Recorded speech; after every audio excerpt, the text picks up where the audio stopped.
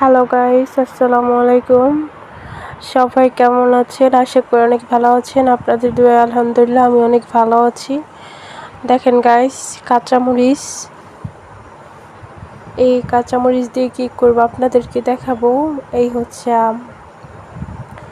তো দেখেন কতগুলো আম নিলাম, নেওয়ার পরে এগুলা হচ্ছে কি করি আপনাদেরকে দেখাবো। পরে হচ্ছে গাইস, এইগুলো আম হচ্ছে আপনারা হয়তো ভাবতেছেন কি করব, আমের আচার বানাবো হয়তো, আসলে না, এগুলো হচ্ছে আম মাখাবো। দেন হচ্ছে গাইস, আমগুলা দেখেন কাটবো, কিভাবে কাটি আপনাদেরকে দেখাই। আপনারা ভিডিওটি সম্পূর্ণ দেখতে থাকেন, আশা করি সবার কাছে অনেক ভালো লাগবে। তো হচ্ছে আম ভালো করে ধুচ্ছি, আম আর কাঁচামরিচ ধুবো। ধোয়ার পরে এগুলা কি করে দেখতে থাকেন। এখনো ধোয়া হয়নি, সবগুলা রাখার পরে হচ্ছে ভালো করে ধুবো। ধোয়ার পরে হচ্ছে ছুলবো। দেন হচ্ছে গাইস দেখেন সবগুলা হয়ে গেছে আম এখানে। এরপরে হচ্ছে ছোলা শুরু করব।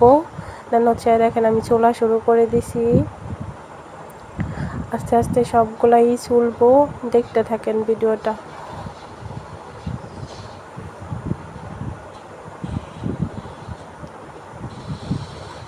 দেখেন এইগুলা কতগুলা একা একা ছুলতে হচ্ছে, কিন্তু খাওয়ার সময় মানুষের অভাব নাই, কষ্ট করার সময় আমি একা।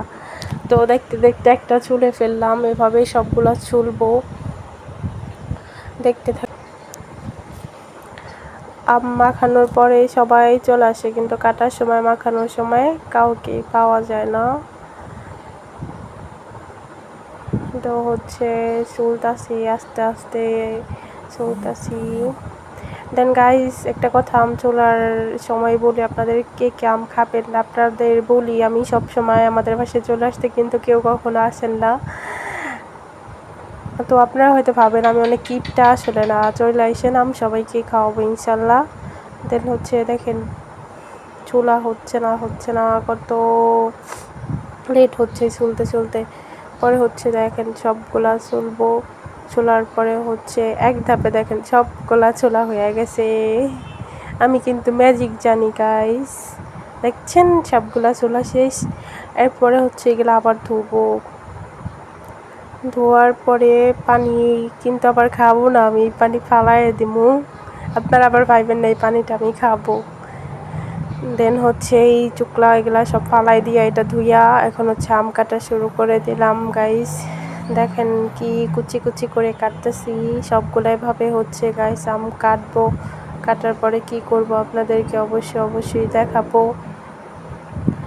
এরপরে দেখেন আস্তে আস্তে কাটতেছি। বুটিটা ছোট হলে অনেক ধার, আসলে এক কথা আছে না, ছোট মরিচের ধার বেশি না ঝাল বেশি, সেই দশা হইছে। দেন হচ্ছে আমি দেখেন কাটতেছি, ভাবতেছি যে আমার হাতটা কাটে যাবে কিনা। দেন হচ্ছে হাতটা কাটে নাই, আমি কাটতেছি দেখেন। দেখতে দেখতে প্রায় সব কাটা হয়ে যাইতাছে। কাটার পরে হচ্ছে এগুলা কিভাবে মাখাবো আপনাদেরকে দেখাবো। দেখেন গাইস কাটা শেষ প্রায়। দেখেন কি রোদ গাইস, এই রোদের ভিতরে যদি একটু আম মাখা খাই আসলে অনেক ভালো লাগবে। তো রোদের ভিতরে কে কে আমার মতো আম খাইতে পছন্দ করেন কাঁচা আমের দিনে, দেন হচ্ছে তারা অবশ্যই কমেন্ট করে আমাকে জানাবেন। তো গাছ ওয়েদারটা দেখাইতে দেখাইতে আমার আম কাটা হচ্ছে শেষ।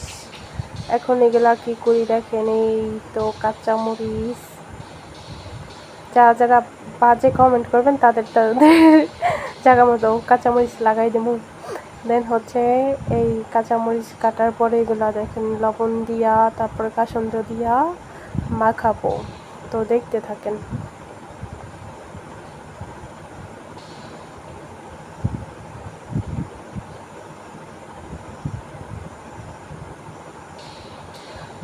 দেখেন গাইস আমি আসলে এতটাও ঝাল খাই না, এর জন্য অল্প কাঁচামরিচ দিয়েই মাখাবো।